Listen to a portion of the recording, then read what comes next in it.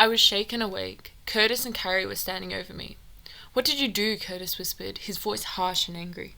I looked to the window. It was still completely dark outside. My head was foggy from the too little sleep. "What's going on?" I said.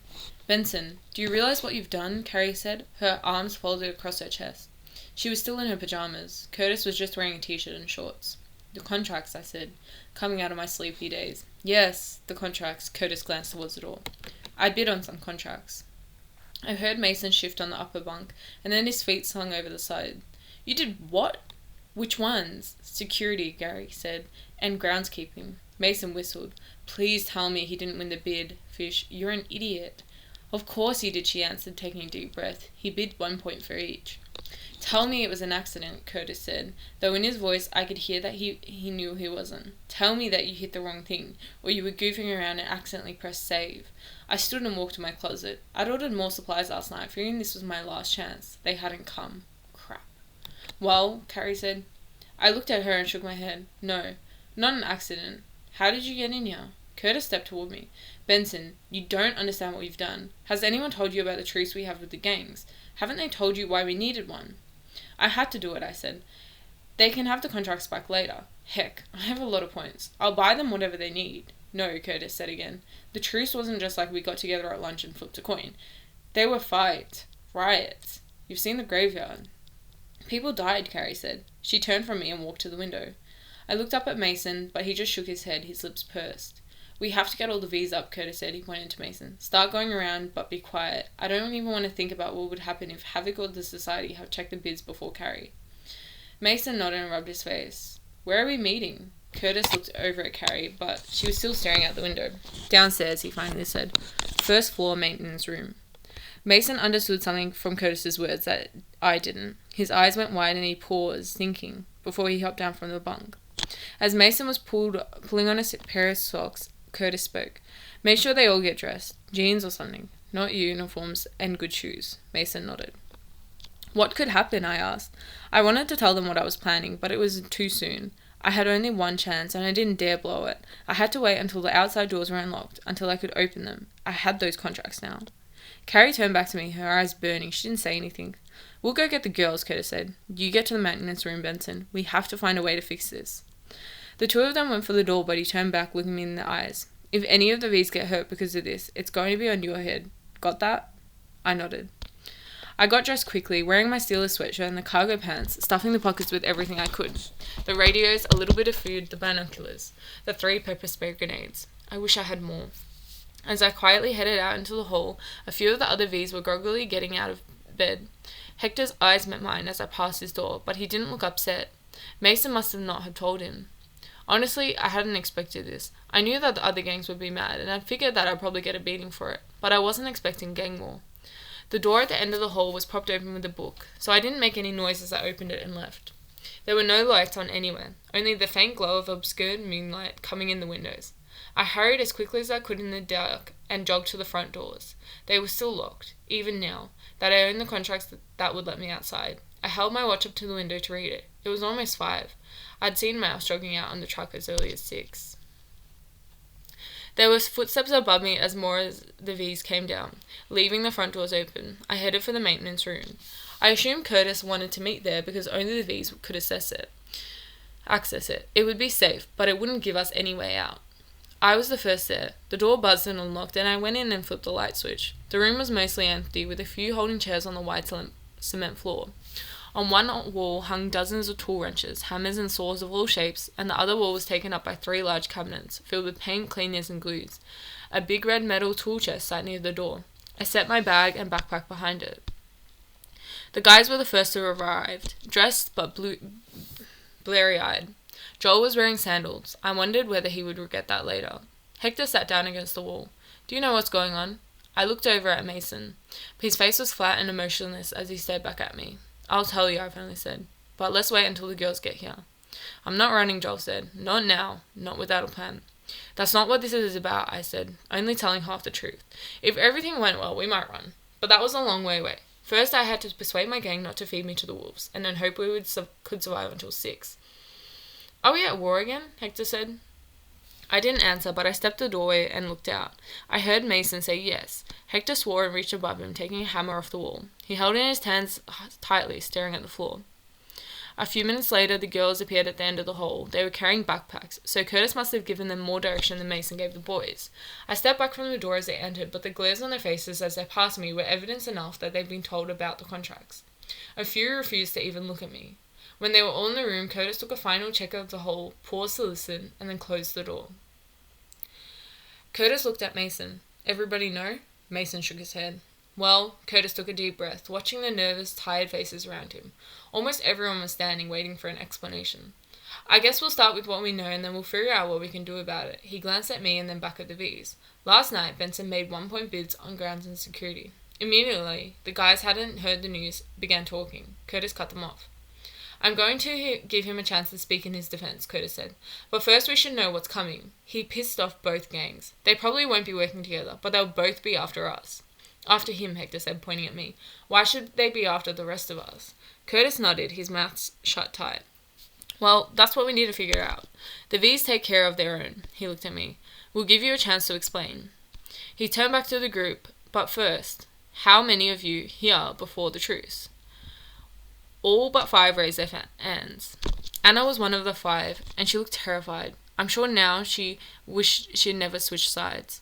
"For the benefit of those who weren't," Curtis said, glancing at me again, "it was bad. We had the truce to end the fighting, and all of us knew what would happen if the truce was broken." Anna timidly raised her hand. "How bad is bad?" Mason spoke. "You've all seen the graveyard. People died." Curtis's face was ice cold. 4 died. 3 in fights and 1 stabbed while she slept. 12 others were sent to detention. 2 haven't ever been accounted for. Just disappeared. Anna lowered her head and started to cry. Curtis turned to me. "Talk." I looked around at the faces of my fellow V's. Some were scared, others angry. Carrie stared at the floor.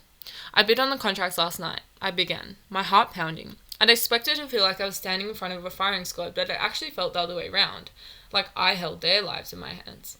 "I bid on those contracts because they're the ones that have access to the outside doors." I paused, watching their faces. I'm sure that some of them expected that I was going to make them run for it, and I wanted the society guys locked inside. It might come to that. But as I watched them, my eyes caught roses, and I was suddenly gripped by fear. Any of the people in front of me could be androids. What would they do? Stop me? Kill me? Send me to detention? "Anyway," I said, taking a deep breath and trying to get my thoughts back, "I know that ever since I've gotten here, I've been a real pain in the butt. I know that a lot of people blame me for a lot of things, and I blame myself for a lot of things too." My eyes darted from face to face, hoping for some kind of understanding, but I didn't see any. I looked at Mason. His expression was somber and cold. "I don't expect you people to trust me, because I don't think that I've earned your trust. I've acted stupid and stubborn." I looked over at Hector and then to Curtis. "And I know that you guys still think I'm doing it." Carrie finally interrupted. "Will you just tell us already?" I turned to her. Her hair was uncombed and there were dark circles under her eyes. I expected anger, but only saw fear. "No," I said, and the group immediately began grumbling. "But," I shouted over an oath, "all I want is an hour. Just help me until the outside door is unlocked. I promise that I'm not going to run. If, after I'm done, you don't agree with me, then I'll leave the V's. The other gangs can have their way with me, not you." "They'll kill you," Gabby said. "Everyone needs a gang." I shook my head. "If I fail at this, then I'll be going to detention anyway." I looked at Curtis. "But I promise that 2 hours from now, the V's will not be the target of anybody." He stared at me, his face still tight and serious. He was almost like the father of the group, and he had to be feeling a tangle of emotions. Fear for the others, anger at me, maybe even a yearning to be free himself. "We'll put it to a vote," he said. "I'm not going to decide this for anyone." He looked at the group and then checked his watch. "Do we give him 2 hours, or do we turn him over now?" All in favour of giving him time. I held my breath. I felt nauseated and dizzy, and for a moment no one moved. Finally Carrie raised her hand, and she still didn't look at me, but she spoke. "What's wrong with you people? You'll know what will happen to him." Hector raised his voice. "But what about us?" It was Curtis who answered, his words slow. "We can stall for 2 hours, I think. We can talk that long." The room was quiet, and breathing felt a little easier, though my muscles were still tense. Carrie spoke. "You said that in 2 hours we'll either turn you over or agree with you. What happens if we agree with you?" I paused.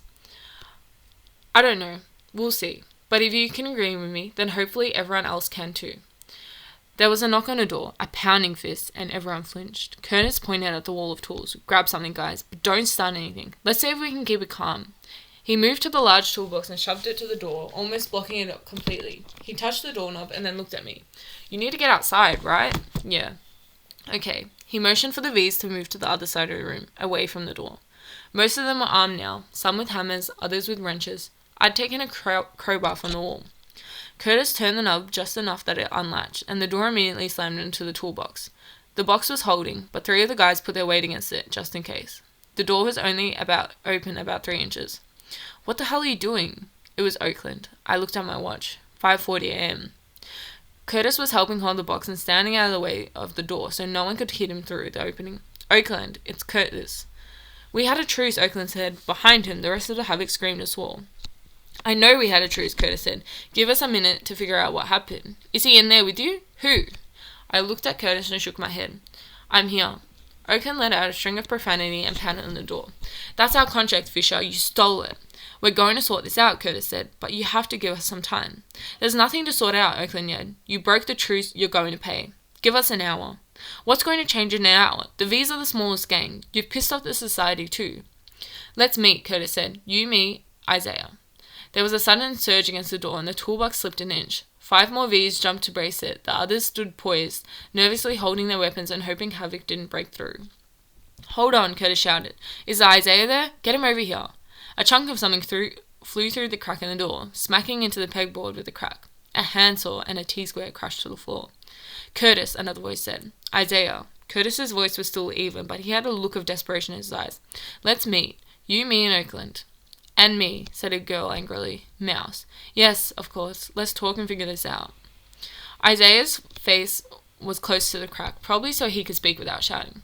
What is there to talk about? You broke the truce. So that's it, Isaiah? What about no fighting rules? Don't you care about those, or do you only care about the truce? The truce is what keeps order around here. Do you want to go back to the way things used to be? I know, Curtis said. He motioned for me to take place holding the toolbox. As I did, he cautiously moved over so he could see out the door. I want to keep the truce, and I want to keep the order. Let's talk about this and see what we can do. The shouting didn't stop on the other side, but Isaiah, Oakland, and Mouse didn't answer for a minute. I watched the door. I didn't want to look at anyone. I didn't want anyone looking at me. I hadn't expected this to be so bad. You come out, Oakland finally said. Curtis looked at the V's. Okay, but here's the deal. You guys back away from the door. The V's are safe until we're done talking. Got it? The noise died down as the other gangs talked. Fine, but here's our deal. Carrie comes too. No. Curtis was staring at her now, horrified. Tears spilled down her face. Yes, Oakland said. I don't care. I don't know what crap you're trying to pull, but I don't want you playing the martyr while everyone tries to run. Carrie comes with us too, and if your gang tries anything stupid, he didn't finish, and he didn't have to. Curtis was glaring at me now, and I wondered whether he was just going to throw me into the hole. Finally, Carrie stepped forward. I'll go. Curtis grabbed the front of my shirt. His voice was low, animal-like growl. I am not going to let anything happen to her. Got that? I nodded. He stared at me, his eyes boring down into mine and his teeth clenched. Carrie reached over and took his hand. Okay, Curtis called over his shoulder, his gaze still on me. We're coming. Finally, he turned towards the V's, his eyes going from face to face. Hector, you're in charge. Keep him safe. Hector nodded solemnly. His fingers were tight around the claw hammers in his hand. He looked just as ready to attack me with it as defend me. Curtis stepped to the door. We're all coming out. All the V's. Gangs stay away from each other, and we meet in the foyer. That work? There was a pause. That works. Okay, everyone back away. All of us were tense, watching Curtis and Carrie as they waited at the door. This could all be a trick. They could attack as soon as we came out, and all of us knew it. Curtis's and Carrie's hands were tight together, their knuckles white. Curtis motioned us, and we pushed the toolbox away from the door. Hector moved up right behind our unarmed leaders, and the rest of us followed as they slowly opened the door. The hall in front was clear. They stepped out. I glanced down the back hall. I could see the outside doors. No one was blocking them. We're coming, Curtis said. You have Carrie and me as collateral. The V's are coming to wait outside. He motioned to Hector, who immediately began hurrying us down the hall towards the doors. Shouting swelled behind us, and I heard Curtis yelled over the noise. They're not escaping. They're just going where you can't get them while we talk. We ran to the doors. I checked my watch. 5:51 a.m. Mason was the first to reach them, a pipe wrench hanging in his hand. There was a buzz and a click, and he pushed the door wide open.